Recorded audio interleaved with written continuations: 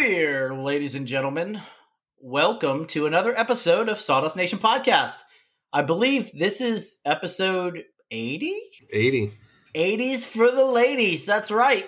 I'm Nick, one of your co-hosts from NPG Creations. Here with us, we have Nap from Nap's Naughty Works LLC. Sup? And Josh from North Country Woodworking. We have a treat for you this afternoon or this evening or whenever you're listening to us. Just us three guys. We're going to talk about some New Year's stuff. But before we do, I would love to thank our sponsors, starting with PWN CNC. PWN CNC has the bee's knees when it comes to spindle kits. So say goodbye to that old Chinese junk off Amazon. Go to pwncnc.com, and Daniel over there has picked out the creme de la creme of spindles and VFDs and combined them all for the spindle kits. It's so easy to hook up. I hooked mine up within 30 minutes, and it's child's play. So check them out, pwncnc.com, or on Instagram at pwncnc.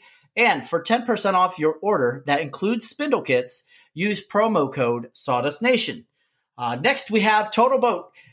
Thank you for your continued support. If you guys are looking for that epoxy or that halcyon, or really they have a lot of good like pigments and stuff as well now, check them out at totalboat.com or at Totalboat on Instagram. They have a lot of good customer service reps. So if you're going to message them, they'll get right back to you. Or if you have a question about a product, you can call their customer service number and they'll answer it for you, no problem. If you want a 10% off promo code, shoot us a DM or shoot us an email at Sawdust Nation Podcast on the Instagram or sawdustnationpodcast@gmail.com. Now, with that being said, let's talk about what's going on in the shop. I know the new year, new you, right, Josh? What do you got going on in that shop of yours over there? Too much for the space I have. I got more jobs. I'm rolling with those, but I took a few days to kind of set up the shop. You guys all heard about my my clamp buy last year. I finally found a home for them. So I made a clamp rack and put everything up, and I don't have clamps laying around everywhere, which, you know, tripping hazard and whatnot. Yeah, they're out of the way. They're organized. I still have to do a rack or find a good place for the F clamps. Right now, they have a home. They're just not, you know, where I want them to end up. I also went through all the live edge slabs I had, and I have quite a few. I've had a lot of them for 2+ years. It ranges from basically, you know, walnut, cherry, maple. I got the basics and some extras too. Get any good construction pine live edge or Douglas fir? No, you know what? I did not. And if I did, I'd definitely send it to your house because I know you need firewood. No. That's made for fine. Oh, wait, sorry. You're going to build a coffee table with it. That's right.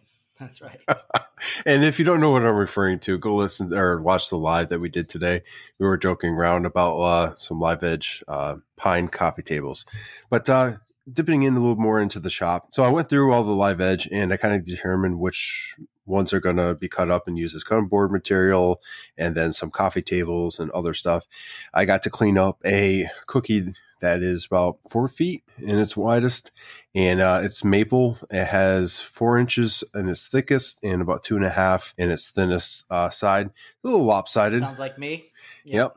You know, but what it is, I cut it in half so that way the thicker side can kind of get made into a coffee table, and then the thinner side I'll make some cutting boards out of, which would be edge grade. So, you know, a win-win. I'll get 3 different projects out of that, and hopefully, you know, a good price for them. But, you know, I was really surprised cleaning those up. Man, beautiful pieces. I could not believe what was hiding underneath all that nasty grit, and sanded it up real quick, and I'm definitely going to make some beautiful epoxy tables with that. So moving on from that, I told you guys last episode I got a new 3D printer, resin type. I'm actually doing something I've been wanting to do with my 3D printers for a very long time. Is my family likes to play chess, and when I was in Okinawa, my father and I used to play games by emailing moves to each other, and we'd move the piece and play a game like that. So what I'm doing is I'm making a custom-made chessboard for him, my brother, and myself. Mine's going to be actually one that hangs on the wall. So, you know, a little different, while making them something that goes on the table. And I'm making custom pieces with my resin 3D printer. And for the Patreons out there, I'll show you. I'm doing like an ancient Egypt theme. And this is a knight. I don't know how well you can see that. But the detail on these things is pretty cool. You know, I've been messing around with it a little bit more. If you ever played the game Mass Effect, I haven't took off all the supports on this yet. But this is what they call a Reaper. I've been wanting to print one of these for a while, and I could never get a good print out of it. But with this resin printer, it's actually really good for a lot of detail and modeling and stuff like that. So that's a side project I'm doing personally for me and my family. And so far, it's coming out pretty good. I already got the pieces of wood basically picked out for it. We're all going to have like the same style. It's going to be maple and walnut. I'm really looking forward to it because, you know, it's been a while since we all played a game together and kind of stretched out on the East Coast. We don't really get time together to play. So it's a big deal for me, and I'm really excited. In the shop, projects-wise, I spent a lot of time trying to laser etch a picture, actually 2 pictures, and I did a lot of mock-ups. You know, I got really close, but I kind of missed the mark on it. So I talked to the client, and basically we're just going to print out a, you know, colored picture, and I'm going to do a frame up in the rest of the project for them. That being said, you know, sometimes you got to know when to stop and just reach out to the client. I showed them exactly what I had, and I said, look, if I go darker with this is how it looks. It looked horrible. And if I go lighter, it was good, but it didn't give you a rich photo. It was like real light. So I had to say, look, enough's enough. And, you know, this is what we should do. Yeah. Moving on from that, I have some other projects in the works. I'm still trying to get the USO project out the door. I cut everything up I needed for that. I just had to piece it together. Wouldn't you know it? The deal was they were going to paint it. And the conversation went today that, you know, she was like, hey, I'll bring you down the paint and you can paint it, you know, before we hang it up. And I said, hey, you know, you can take it off the wall anytime you want and paint it. That way, you don't have to worry about, you know, me painting it or whatever. And she brought me the paint can. So looks like I'm painting it. 1 minute, sir. So it wasn't in the deal that you're supposed to paint it, but now you have to paint it? I don't have to paint it, but, you know, it's for the USO. And it's one of those things where, like, when I'm deployed, I go to the USO a lot. You know, I go play games. I win stuff. I've won Yeti mugs off them, speakers. You know, if they want me to paint the cabinets, I'm going to paint them. I'll put them in my sprayer, and I'll just spray them and get it done and over with. It is what it is. I can't wait till these are out because they're taking up some space in the shop. So is this a pro bono deal, or is this did you charge them for this? I charged them only for materials. So basically, originally we went to get the stuff, they paid for it, and then anything extra, I send them the receipt and they pay me. I do 1 or 2 projects like this a year where I will do it just for free and put it together. I have met my quota for this year. I've done this. I put together a activity board for, I want to say neighbor. They live in the same neighborhood. They bought the materials. I put it together for them. I didn't charge anything for labor. And then another neighbor brought over a sled that I've never seen this before. It actually has wheels. So when there's not enough snow, wheels go on it and they can roll. And then when there's enough snow, they can take the wheels and sew them underneath and use it as a sled. And I put that together. That took me like 10 minutes. Yeah, I think I'm done with donating my time to the neighborhood for the most part this year, unless something else pops up that's, you know, worth it, Boy Scouts, whatever. I have another question. So is this a wood cabinet with plywood? Yes. So I just got to say, make sure you primer that thing before you throw paint on it. Because if you don't primer it and you start painting it, it's gonna soak that paint up and it's gonna look like Garbaggio. Well, you're absolutely right. Thankfully, I'm using pure black paint. They want it black, like midnight. Are you going to spray it? Yeah. Okay. I mean, you could so here's the thing. Even with black, though, have you ever seen like something painted black and it looks like it's just faded? Tones down. Yeah. So I mean, what about this? I mean, I haven't done this, but I thought about it. Maybe sealing it first and then spraying over it with the paint. Is the paint going to stick to the sealer? I got to look at what kind of paint they brought me. Yeah, I got to look at what kind of paint that is. But If it does, that might be a road I go down and use. Honestly, bro, I would be like, hey, look, you guys need to buy me primer too. Because, I mean, primer's so thick and nasty that everything sticks to it no matter what. I've had to paint cabinets before. This is the only reason I'm telling you this is because I've had to paint cabinets before. And they were actual cabinets in my old house. My wife got the brilliant idea to right before. I remember this. Yeah, right before we moved, she painted that stuff with house paint, and it was terrible. We had to end up like she shut the cabinet and she left the cabinets closed when they were drying, and all the cabinet doors were stuck shut. But it was all latex house paint, and which is terrible for cabinets anyway because you're going to use them like the doors and stuff, and it's just going to peel right off. So we had to go get a kit to do this. We got this gel stripper in this kit, stripped all of them, and it took everything off. I mean, my wife didn't do any prep work. She just straight up said YOLO and yeeted that job. Like, here's yeah, straight up like taking a paint like straight from the store out of latex paint, taking it to the cabinets and started painting away. And I'm like, look, it's not going to stay. We learned our lesson. Now we have to fix this. So we had to get stripper, which was a gel, and let it everything whatever. So you don't have to worry about that. But what I'm saying is, after we started painting them again, they were turning out like blotchy and dry because the stripper took everything down to the bare wood. So I was like, we need to actually start this one over, and I'll go ahead and primer these things, and then we'll go ahead and start painting them. And that worked out a hell of a lot better. So just giving you a little bit of knowledge I know about painting cabinets, which it's all plywood for the most part, unless you're going to spend $1 million. But yeah, good advice, man. I'll definitely be priming it. I need to figure out what kind of paint they got me. They brought it to me, and I was kind of peed off enough where I didn't even take a look. It would be hilarious if it was water-based, like tempera paint. I give up if it is. This is what we had. I would honestly give up. I would be like, you know what? No. But yeah, and I might still do that. I might be like, look, I don't have time to paint them. It depends on what's going on. But yeah, I actually have 2 other projects. I have a challenge coin flag coming up. Also have retirement plaque I'm doing. It's going to be layered with multiple different hardwoods and logos and seals. It's going to look nice. I can't wait for it. It's going to be Wonder Woman style, which, whatever.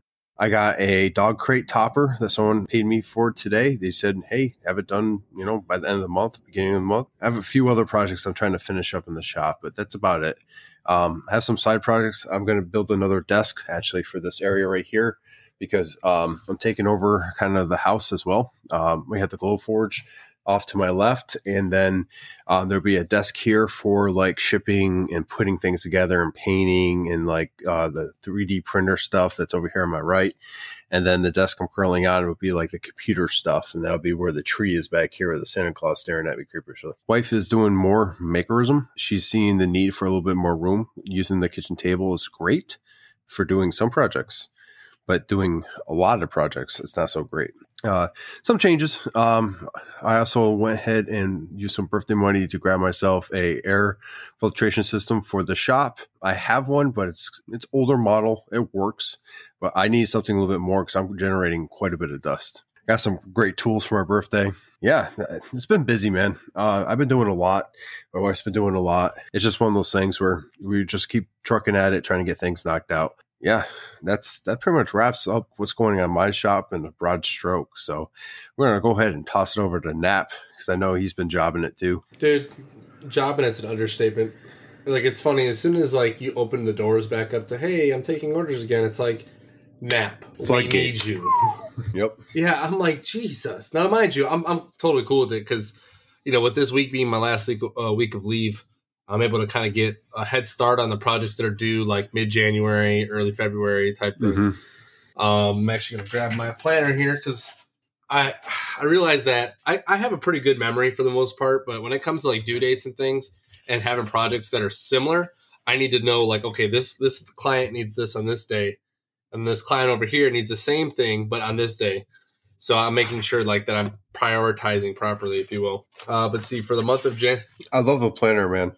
dude, I don't know, like this, just a simple generic like weekly/monthly planner works out. You're missing something on the planner, though. I believe you have a Sawdust Nation sticker to throw on there.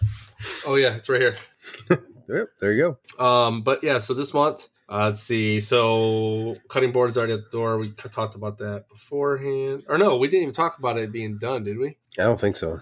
No, the last podcast we talked about how I was doing the inlays. Everyone has seen like the picture on my Instagram, how it's worked out. But actually, when we talked about inlays and how everything went in the process, I actually had a couple folks reach out and get the information from me, waiting for their results so we can post it up on our page. I'm pretty excited to see if they had the same final product that I did. But I did finish that cutting board with the American flag with the wood inlay Starnes. Honestly, I'm addicted to it now. So when I eventually get some time to just mess around, I'm going to try some more intricate designs with like a 30-degree V-bit and all this other stuff. But I'm pretty excited to mess with that. Let's see. I have a coin rack I need to make. It's got the Mexican flag incorporated into it. I'm still trying to figure out what I'm going to do with that. I think I'm going to take a page out of Nick's book, and I'm going to do some acrylic work with it. I'm going to do like a wood backer, but then have like acrylic inlays with the colors of the flag, something along those lines. So we'll see how that works out. I got 3 going away plaques that are due Friday. Not due Friday. I have them for me due Friday just because they said give them to me when you can. I'm literally just waiting for the engraving plates right now so I can just do those. And those engraving plates will take like a minute and a half. I use metal engraving plates. However, once I'm out of metal engraving plates, I'm going to be using a different method, which I'll let Nick explain later when he gets into his shop. But then I got 3 of those MTI hat boards. They went from 1 to, hey, this guy's now leaving. Can you have it to me by like next week? Sure. And then another one that's due next week because another person's leaving. I was like, oh, okay. So I'm just going to go ahead and batch these up real quick and get them ready to rock and roll. During the live event, actually, I was lasering out the letters for 2 of them. The third one isn't even confirmed yet. I just know in the back of my head that it's going to be like a 4-day notice of it's going to be done. So I'm just going to have it ready because that's their MO is the communication with for anything is always lacking. And then they get the information at the last minute and they're like, oh my God, I need help. Can you do this? Like, well, yeah, I can, but I wish you would have told me like a week ago. Yeah. So I'm preparing for that.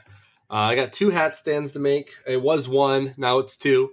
It's funny how that works. So one's for military training instructor of the year, making that guy out of walnut with a couple of extra things on it. And then another one is a going away piece. They wanted a special topper on it and a couple extra things. So making 2 of those. Let's see. On the horizon, I have 9 annual awards that I'm in the midst of working with right now. Those are due the first week of February. They finally got the information to me. I'm a little upset because they couldn't shell out 9 coins because I wanted to add a little flair to them. But it seems that these are going to be pretty basic. Mind you, basic still costs money. So they're going to have Cherry Texas with a walnut base. So essentially there's going to be a walnut circular base. I'll probably put a beading cove edge on it. And then I'll probably put some felt on the bottom of them just because I think that's a nice touch to have, on the bottom of a wooden award. And then the Texas will actually be vertical and glued to it. Probably Are you going to flock it? No, I'm not going to flock those. That might be easier to do that anyway. It could be. I might get like the adhesive, what is it? The one that's already on the adhesive sheets. You know what I'm talking about? Yeah, well, those peel. But what I meant is like you get yourself a paint roller and you roll all that shit on like 2 or 3 at a time, and then you just flock. You know what I mean? So I could do that actually, and now that I think about it, if I do it in plenty of time, they'll be plenty dry before I give them out. So that might not be a bad idea. I might actually take a look at doing that. It might be cheaper to do it that way too. And I still have flock. I have flock from other jobs left, so I definitely could probably do that. And it's only 9, so it's not like flock it. So what I'll just flock it, But yeah, so we got those going on. They're going to be fairly sizable, but they asked me if I could keep the budget, $150 each, and I was like, well, that was the intention anyways. So 9 of them at $150 each. Hell yeah, brother. I mean, they get most jobs like this. I ask what their budget is, to be honest with you, And I don't overcharge. Like, I'm not even going to meet 150, to be honest with you, just because what I'm making is not that difficult. I do take difficulty into consideration when it comes to making things like that. Kind of like when you made those plaques a little while back, Nick, those real quick bulldog or port dog plaques. Yeah. Like, it's not as simple as that, but the process that I got to do is really kind of similar. The only thing that's going to take time is actually taking the base and gluing the Texas to it. How am I going to actually make that work? It's really not that hard. I'll probably make like a little slot with the CNC and then set the Texas on it or something. I don't know. I'll figure it out. But yeah, so I got those coming up. I'll probably start working. It would be a cool award, dude. And this is just me spitballing, but have you seen those slotted acrylic things with LEDs that shine up? Yes, I've seen those. Dude, that would be legit if you could make something like quarterly or annual award winner with all the information. Like the base is Texas, and then the stand or whatever, or the part that stands up is like a plaque. That'd be pretty legit. So those would be pretty cool. That right there, Nick, is like one of those things that I've actually been looking into research and development type stuff, because I do want to start making those really cool light up plaques. Because I've seen a lot of people make them. Been checking it out. I've seen it on Facebook. I've seen it on Instagram, and I'm like, those look so freaking cool. And I know for a fact my laser can do what they're doing with a drag bit on a CNC in a fraction of the time. And it's going to look just as nice. It'll look better. Yeah. It's more consistent. A little bit cleaner. And you're not chipping. You're not pulling anything out, especially if it's plexi. You know what I mean? Yeah. But I'm trying to think if there's any other jobs I got going on real quick before I turn it over to you, Nick. Oh, in the shop. So I did make my first yearly purchase, and that was a huge toolbox. That was actually my IOU that I talked about last podcast about the wife not getting me anything for Christmas, but then she did get me something later on. So she ended up buying me the toolbox. It was a 52-inch, like 13 or however many drawer toolbox. I'm going to tell you what, if you don't have a dedicated toolbox in your shop, whatever size it may be, you need to get one. Because I'm going to tell you what, all of my tools, mind you, at times they're still Tornado in the garage. But my tools now have a spot. Like every tool has a spot, which is pretty awesome. So I don't have to look like all over my shop for a particular tool. Everything is in there, which is pretty awesome. And then cleaning up is like 10 times easier because, well, one, I actually feel more inclined to put my tools back where they came from because they actually have a spot now. The old little baby toolbox is now like, I would say excess hardware storage for like handles, clips, hat press hinges and stuff like that. So like everything has its use. I was going to cannibalize the old table, but I didn't do that. And it ended up fitting perfectly against the wall for more storage. I just know that it has improved my my shop flow a lot, very, very a lot, honestly. But yeah, that's really all I got going on in the shop. I mean, inlay job. Sorry, I know I said that's all I got going on, but so I had a guy contact me about doing an inlay with some coins because the other person he contacted said that they couldn't do inlays, not at least for the oddly shaped coins. So mind you, he said it was a trophy shop, and I'm like, okay, cool. I'm expecting like legit trophy shop stuff. Well, he made it out of solid walnut and stuff, and I'm like, okay. So I asked him, I was like, hey man, is this out of walnut or is it veneered? He goes, no, it's solid walnut. I'm like, okay, cool. So the guy brings it over to me today, and I'm gonna tell you what, I don't knock on a lot of things, but for a trophy shop, I kind of expected it to look better. You know, like I expected the clock hole to be CNC'd out and all this stuff, and you know, X, Y, and Z. But all I'm saying is I don't like working on stuff that's already been made. Mind you, this is a pretty easy one. I just got to laser inlay some stuff and it'll be fine. But I told him how much it was going to cost today. And he goes, oh no, let's round it up to this. I was like, you're going to pay me more money for this. I was like, are you sure? He goes, yeah. He's probably making a killing off it anyway. Well, so yeah, the guy well, no. So it's funny. He's just the customer of the other company. Oh. So he brought me their stuff to work on it, and then he's going to take it back to them to let them finish putting the clock on it. And I'm like, okay. And he goes, yeah, all these people are pitching in for it, so we'll just round it up so I don't have any extra money left over. I'm like, okay, dude, like, tell me how much you're paying me and I'll do it. And he practically doubled my price. I was like, all right. Like, I guess I've never had a customer tell me, yeah, I'll do it. I'll give you more money for something you told me you charge less for. But I'm like, okay, cool. But I guess it is like the price of, hey, you're working on something someone else made. Oh, could you imagine if you jacked it up? So here's the funny part, Nick, is what is there I could make exactly that in probably 2 hours. And if I actually jacked it up, I'm not going to jack it up because I got to do a bunch of practices and stuff like that. But I'll just say that it's pretty simple what I would have to remake if I ended up remaking it. Well, I mean, you got to realize, like, those kind of shops and whatnot, you set up a shop and you dedicate it to only that, especially around a military base, people are going to flock to it because it's easy, it's established, whatever. The garage shop hustlers, we're putting out quality stuff, because we can focus a little bit more on the detail and stuff. They're looking at bulk order. That's all they really care about. I can see that. But I'm gonna tell you what, Josh. I understand like bulk order and established and all that, but if you can't make a circle look like an actual circle, there's a problem there. Like I understand bulk order, cool, awesome. There's gonna be little things wrong with this, that, and the other. But when you can't make a simple circle look like a nice circle, it's like, okay, you could have taken the extra time to do that. Yeah, you're right. And I'm not knocking on the garage shop maker, because I don't, and this isn't a garage shop maker. This is an actual like established like business that's not military, not garage shop, like actual shop. And I'm like, or actual like woodworker shop does this full time. And I'm just like, you couldn't take the extra time, and it's just the attention to detail type stuff. Like there's one, and I think I told you and I talked about this, Josh. When it comes to getting good deals, getting big deals, big contracts and stuff, don't let the money drive production, because if you're sitting there going, oh, I'm going to make this dollar no matter what I put out, that's the wrong attitude, because then you end up putting out crap. You know what I'm saying? Like, and that's what I sometimes think these other shops do is like, oh, I'm getting all this money for this, I'm just going to push it out. And you're not wrong. That's what I was trying to get at when I was saying, like, mass production. They don't care. They as long as the product looks decent enough and the client says okay, that's a win for them. I'm not going to go ahead and say every shop's like that. But we've seen enough where basically we can generalize it and say, yeah, it is unfortunately that way. And I guess that's probably why people pay top dollar for like stuff we make, is because they know that they're going to get something that has all the attention to detail and whatnot to it.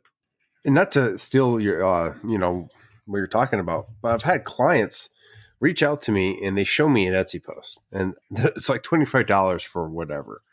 And I'm like, look, I cannot match that price. This is the price for what, and they're like, honestly, I'd rather buy from you because I get quality. And, it might be $25 on Etsy, but I'm charging them, $100, and they're okay with it.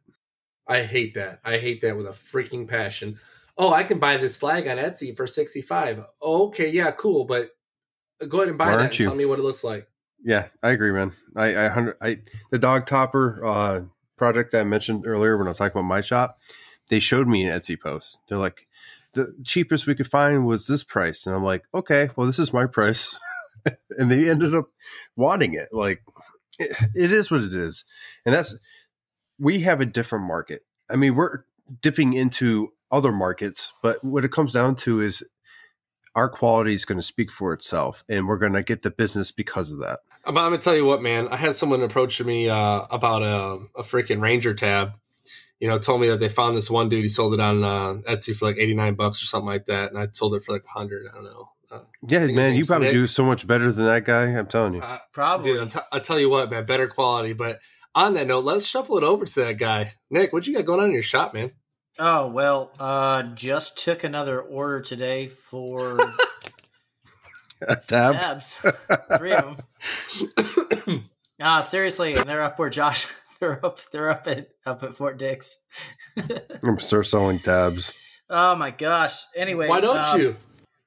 Because I respect Nick over here. The same reason I'm not going around building mallets for the Army.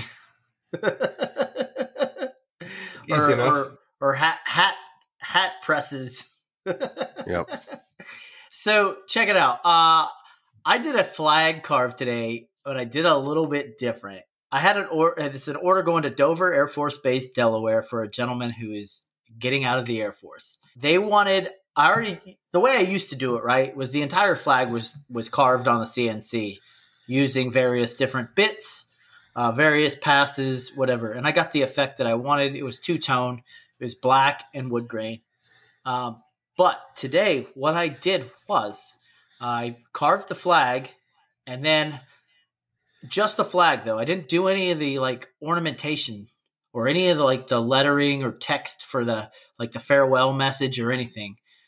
And then what I did was I took my OMTech 60-watt laser and I laser etched the insignia that they wanted on there. And I obviously had to resaw some cherry that was like, make it real thin, laser etched it, cut it out with the laser, and then glued it and then pin nailed it on. And so it looks pretty good. And I was like, they wanted a nameplate, like a steel or a metal nameplate. So I found a new way to make nameplates that looks pretty darn close to what steel nameplates or the metal nameplates look like that you get from the store. There's still some development that needs to be done, but they're good enough.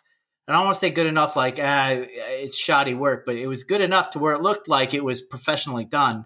I would take black cast acrylic, I would aura mask the front of it, and then laser etch the message into it. So once it's done on the laser, obviously the laser cuts it out to the size I need it, because you don't want to put a full sheet of acrylic on a flag. It's going to cover the whole thing. But you cut the nameplate out, and then that aura mask is still on there. And then obviously the etched out area is exposed. So you're going to spray that with either gold or silver spray paint. And the key here is to wait till it's dry to remove it. Hey, listen, I'm just about as impatient as the next person, and I guarantee you're just like, oh, I just want to rip this off. It's good now. Yeah, no. So honestly, it really wasn't that bad. I had other stuff to do, so I wasn't waiting. It was drying outside, so there was a little bit of a cross breeze. But so what I do to make sure I don't get any on the edges is, just because it's aura masked all the way through doesn't mean the sides aren't going to take paint. So I'll take painter's tape and I'll tape it down to the surface that I'm going to spray paint it on. And I just lap the edges with that painter's tape as well. So this way you don't ever have to worry about getting overspray on the sides of the plate. Give it an hour or two, whatever, and peel it off. Peel off all the tape, peel off all the aura mask. It should be pretty good. If there is any paint that's still wet and it smears on the acrylic, never fear. There is a thing called rubbing alcohol, and the stuff is amazing. The rubbing alcohol will take that paint and take that smudge and smears and stuff like that and make that cast acrylic shiny again. And I found that out a few days ago. Mike from Veteran Woodco told me about it, and I was like, well, I don't have any rubbing alcohol right now, so I'll just use isobutyl alcohol, which is the fuel.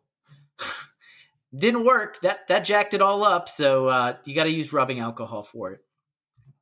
Anyway, long story short, I'm going to post it up on my Instagram. I have to mail it off to the people. I can't post it before the guy gets the plaque. Let's put it that way. Because people from that area follow my stuff. And if they're like, oh, hey, check this out, bro, this is for you, then it kind of ruins the surprise. But anyway, that's my acrylic nameplate saga. I'm still working on getting it like the best font that works. Right now I'm using, what was that one that we were using, Nap? What's that? What's the font that we were using? Book Antiqua? Book Antiqua. It's a nice font. I don't think it's right, though, for this. It's not like you don't see it and you're like, that's perfect. So I'm going to try and find a thicker font. So on that note, Nick, as far as the fonts are concerned, because I do have that issue sometimes when it comes to it depends on the wording you're using or whatever. So what I've actually been using, and I'm going to open up my Lightburn real quick because I have, one available. I'm pretty sure I've been using Century. It's like that? Book Antiqua, like Century, like Turn of the Century, CENTURY. All right. I've been using that one quite a bit too, and I would bold the font, and it comes out pretty good. Let's see. Here's a plaque right here. I'll go save this because I need that for later. What is this? Yeah, so Century. It works pretty well. I'm going to give it a shot. I'm going to give it a go on the next thing I make a nameplate for. So the reason I figured this out, I was sleeping one night and I had a dream. I woke up and I was like, you know what? This would be a phenomenal idea. Probably save me a ton of money. So now I don't have to invest in steel nameplates since I already have black acrylic and it's 1/16 inch acrylic, so it's not like it's too thick that people would be like, that looks odd. So it's about as thin, or it's a little thicker than a nameplate, but it's pretty thin. Let's see here. I did some farewell gifts for the same guy. I did 2 different gifts from 2 different people to going to the same person. So I shipped the box off last week. That's going to be up on my Instagram here on Thursday afternoon, because that's when he's supposed to receive the items. And then the other thing was the acrylic. I think you all saw the acrylic Raven bird. Yep. That was also done for the same gentleman. What lesson did you learn about doing acrylic? Always make sure you pay attention to detail, because I etched that raven backwards. The words were all right, but when I do these things, I have to do them I have to etch them in segments. I can't etch everything all at the same time because I'm using different color acrylic and I'm layering it. So yeah, I jacked that one up, but it took me a little while to fix it, but I fixed it. It looked good, man. Honestly, it was a good recovery. Thanks. And then I traded Nap some good wood. He got a buttload of white oak and a little bit of red oak, and I got some cherry and curly maple. That was a good trade. I got more wood out of it than he got more wood out of it, but I got better wood. Let's put it that way. Yeah. I've been listening to the Essential Craftsman in the garage. I don't know if you guys follow him on YouTube. He has a podcast as well. The guy's name is Scott, and his son's name is Nate. And those guys, Scott's the one who does all the talking. He's the older gentleman, and he used to be a lumberjack, and then he's into building houses. He lays concrete, talks about fine woodworking sometimes, does blacksmithing. The guy's all over the place.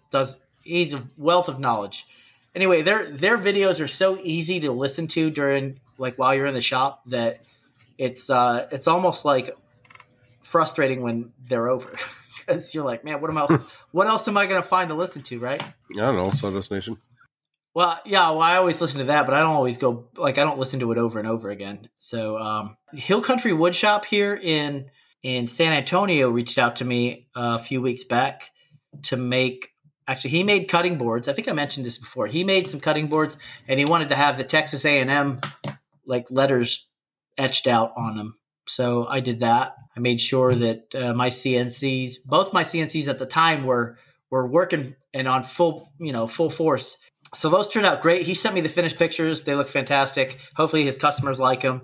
And then yesterday I was doing a carve, and I noticed that one of my bearings on the CNC screws came loose, the screw drive. Mm-hmm. So it's a closed bearing, but it opened up, and it was not cool. So fortunately, it was still functioning correctly.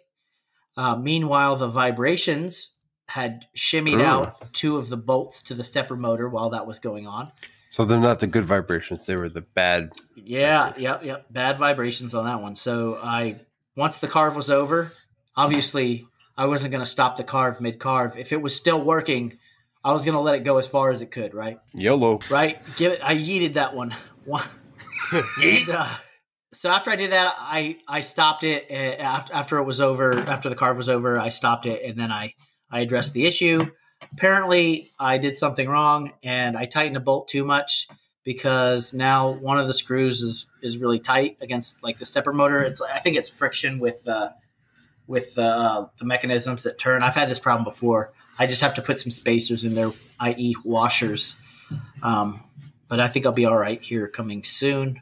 I don't have it fixed yet, but I will have it fixed soon, because having 2 CNCs is better than having 1 CNC. Having 1 CNC is better than having none. So I have 1 right now. How often do you run both CNCs at the same time? Almost every day. Almost. Definitely every day on the weekends when I'm not working. Mm-hmm. But almost every day so far I've been running both CNCs in some capacity. While one's doing something, another one's running. Or while one's doing something, the laser's going. I try and get, that flag that I was doing, I had the insignia and the nameplate going while the flag was being carved.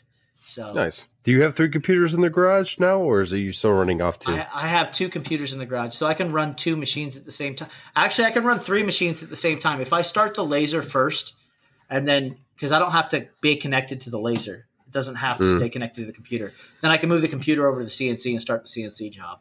And so that's one of the benefits of OMTech there is you can, start it, disconnect, and then do something else with the computer, start designing more.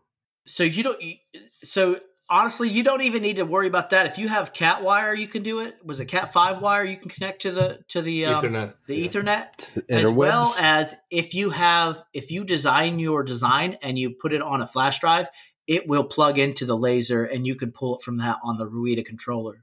So now, when you do that, does it pull all the settings that you need with everything? Everything, the settings and Lightburn all save and pulled right into that laser, and then the job's ready to go once you search for it in the menu. Sounds like an easy button to me. Yeah, it's easy. You just have to get used to like operating the Ruida controller. It's not as intuitive as I thought it was going to be, but it's still easy enough to figure it out after a minute or two. And once you got it down, it's pretty cake worthy. But cake worthy. Well, I'm just saying, man, it's worth your time to figure it out. Oh yeah. But if you're interested in a OMTech Laser, please get a hold of us here at the Sawdust Nation podcast. We would love to entertain you having the idea of getting that laser. We can talk to you about overall footprint of the laser machines. We could talk to you about what the CO2 lasers, what would be optimal for your particular business or your particular uses, whether you want to make tumblers or do flat stock or both. We'd be happy to talk to you about that. So on that note, I did work on an Amazon page for the podcast. So I know I'm kind of transitioning here from my shop, but I spent a significant amount of time. I think it was on Saturday or Sunday. I can't remember what day it was. Sunday. They're all running together.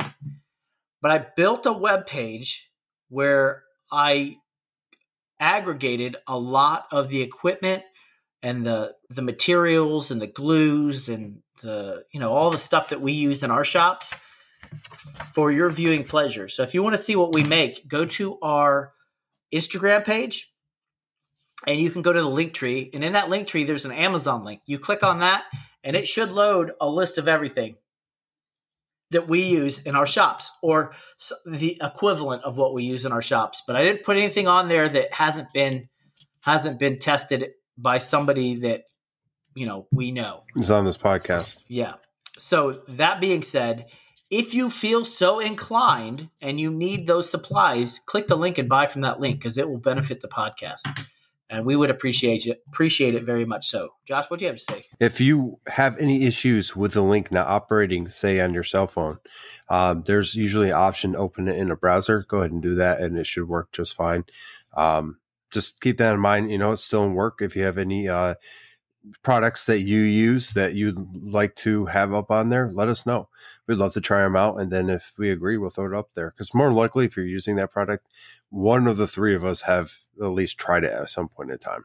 That being said, I tried to put everything on there. And as much as I could come up with my pea brain, but we have a lot of stuff that makes life easy for epoxy pours, such as syringes and all that. We have finishes, obviously Odie's oils on there. Got to be Odie's on there, right?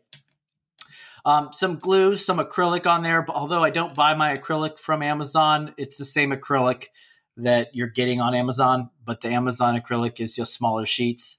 And then all the way down to our measuring layout tools and saw blades and all that stuff. So take a look. If you like it, keep that in mind. Oh, by the way, all the bits we talk about when we're doing CNC carves, those are on there as well.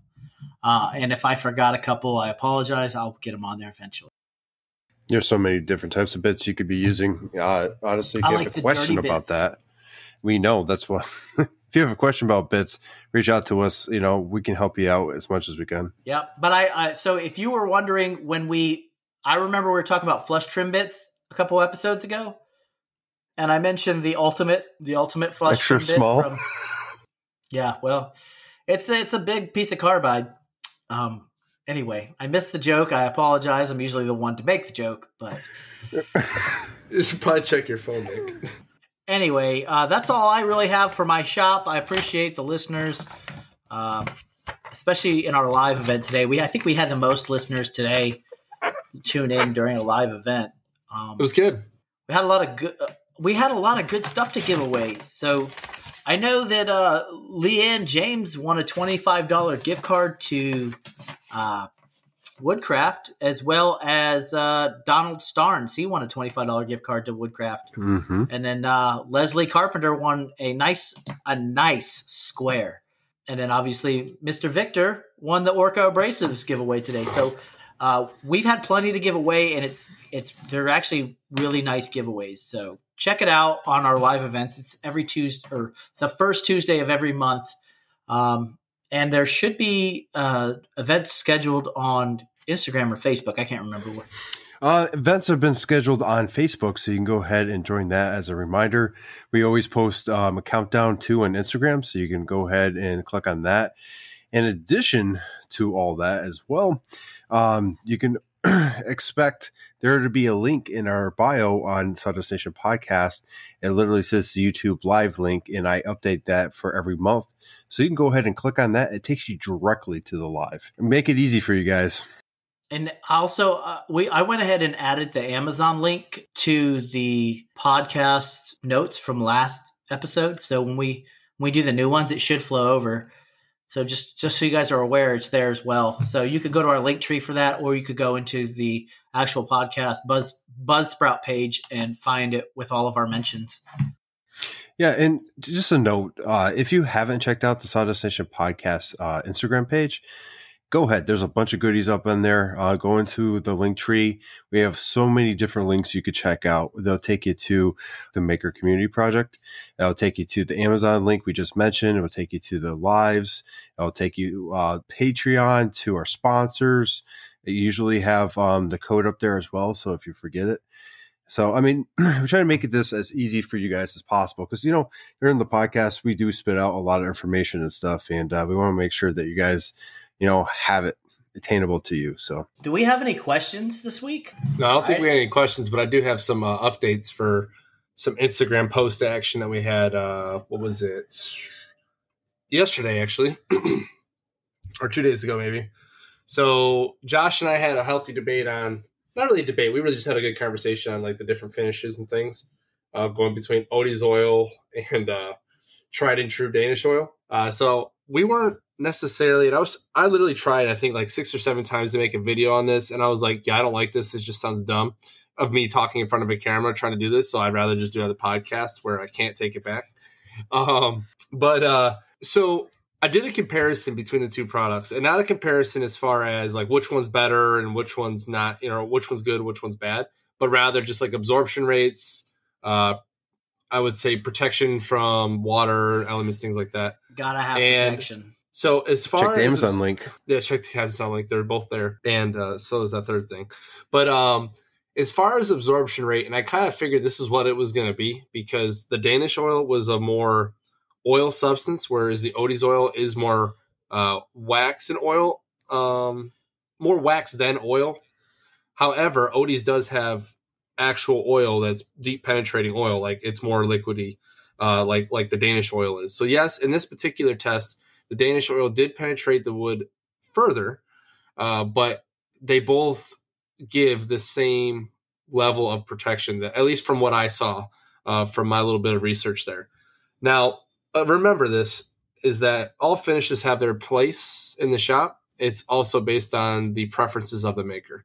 Me personally, I love both these finishes, and I will use them both probably equally because I do a bunch of variety of different projects. And I mean, the last chest I made, I slathered Odie's oil all over that thing. And then recently I made some plaques that I put tried and true on.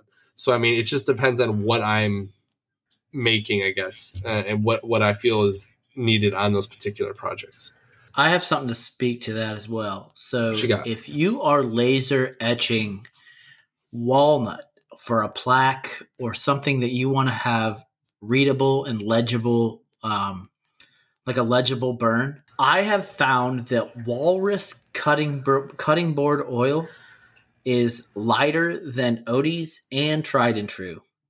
And it allows whoever that receives the plaque or whatever to be able to read the inscription from like 5 to 10 feet away as opposed to being right up on it, because, you know, nothing's worse than doing a beautiful laser etch on something and you can't see it because the finish is just keeping it, you know, making it too dark to make it out. And that's not a knock at Odie's or Tried and True. It's just obviously everything has its own use. And I just discovered that the other day. So that's good though. Like, and that's the one thing about this podcast is we try a bunch of different products, different applications, and, you know, we let the listeners know. So that way they don't have to figure it out for themselves. Cause believe me, I've definitely done some things or done some processes in the shop that definitely did not work out that I've talked about on the podcast, and hopefully prevented folks from making the same mistake or mistakes that I've made. This is what we're doing. We're trying to get out information for you guys, allow you to kind of get a better informed decision. So when you're up against a wall and are, you know, trying to finish a project, you could be like, hey, you know, I heard this on Sawdust Nation podcast. I know this is going to do, you know, this, and it's going to work for me. And then you can just go ahead and, you know, apply it. We've all had to learn the hard way. I know Nick has, Nap, and myself. We've worked our way up to different finishes, and some of these are quite expensive. So, you know, if you can hear from us what works and what don't, hopefully you can save a penny or two and, you know, learn a little something as you go. But hey, so check this out. You know, I did this Tried and True Nodie's oil research, if you will, but send stuff to the Instagram, send stuff to the Gmail. Give us stuff to test out. I'll tell you what, tag us in your posts when you make something with a finish, tag us so we can see how it looks, because we love sharing our finishing stories. Whether it's really good or really bad. But either way, I mean, realistically speaking, this year, just like we talked about last podcast, we want to start giving you all more good information. And what better way to give the good information than you all telling us what you want to hear or see? We're trying to make a really conscious effort this year to give you all content, at least on the daily for the Instagram. So you all can see what's going on in the shops. You're going to get stuff from either my shop, Nick's, or Josh's. Just depends on who's got more going on. But yeah, we need the information from you all. Give us some challenges. Give us some stuff to test. And if you're going to be sharing in your products or you want to tag us in a post, I mean, you could always do a hashtag SDNPOD. And that's Sawdust Nation Podcast. We're going to start establishing that in most of our posts as well. And it's on Taken. So we can go ahead and easily be able to find your post. So, and that might change. But as it stands right now, looks like it's the best one that is available. And short and sweet. So let's go ahead and wrap this episode up with finishing out with our sponsors. Nick, I'm going to go ahead and toss it to you. That's right. If you're in the market for a spindle kit and or different attachments for your CNC machine, go ahead and check out PWN CNC at pwncnc.com or hit them up on the Instagram at pwncnc. For 10% off your order, use promo code Sawdust Nation. And Totalboat Epoxy is an extremely durable and amazing epoxy. The experience of pouring some epoxy is unlike any other. Get on that boat, that Totalboat. If you need 10% off of Totalboat.com, you should slide into the Sawdust Nation podcast DMs and we will hook you up with a promo code. But until then, keep making sawdust. Anyway, that was Josh. Damn you. I know, right? But last but not least, hey, on a real note, like for real, thanks to our sponsor, or thank you to our sponsors, but thank you to our patrons. Our patrons made the giveaways and all the stuff we were doing tonight possible by supporting this podcast. We have had a lot more support in the past year. It's been growing, so we've been able to do a lot nicer things and give a lot more stuff away. So that being said, thank you guys. You guys rock. And with that, I'm going to pass it over to Nap. Yeah, it's for that Apple Podcast experience. That's where most of our listeners seem to listen to us from. But if you're using the Apple Podcast, make sure you give us, dude, it's backwards. I can't even. It's not backwards. Yes, it is. I'm a part of the Pen 15 Club. I know. Leave me alone. All right. I wrote it backwards on purpose because my camera distorts things. Oh, darn it. But if you are listening to us on the Apple Podcast, go ahead and give us 5 stars. and drop us a line as to what you liked most about the episode that you listened to, that you gave us those 5 stars. If you don't give us 5 stars, let us know why you didn't give us 5 stars so we can give you the content that you deserve. But yeah, that's about all I got about the Apple Podcast there, Josh. Well, he said it perfectly. If you want to get a hold of us, you can go ahead and rate us on Apple Podcast, but there's other ways as well. You can go hit all 3 of us up on our Instagram account, Sawdust Nation Podcast. You never know who's going to answer you, so be careful. Be ready. If you want to hit any of us up, you can go ahead and hit Nick up at NPG Creations, or Nap at Nap Snotty Works LLC, or myself, Josh from North Country Woodworking. And if you don't want to do any of those, you can go ahead and hit up the Gmail account at sawdustnationpodcast@gmail.com, and you can go send topic ideas. You can send voicemails for the podcast, pictures of your latest, project. With that, okay, Nap, it's up to you. It's a new year, whole new year of content. It was a great first live event. I know we here at the Sawdust Nation Podcast appreciate all your support. We will keep doing our best to support you all with the information and content that you deserve. Make sure y'all take care of each other. And if anybody's got questions within the community, don't be afraid to reach out. Nick? All right. And like always, take care of yourselves and each other. And remember, folks, if you're an expert fisherman, we consider you a masturbator. Thank you for tuning in to our 80th episode. It's been 80 great episodes with you guys backing us. You could always tune in and start listening to us in the living room, the car, the workshop, outside shoveling snow, or whatever hobby you tend to do. With that, thank you, and keep making sawdust. Sawdust Nation, Ow!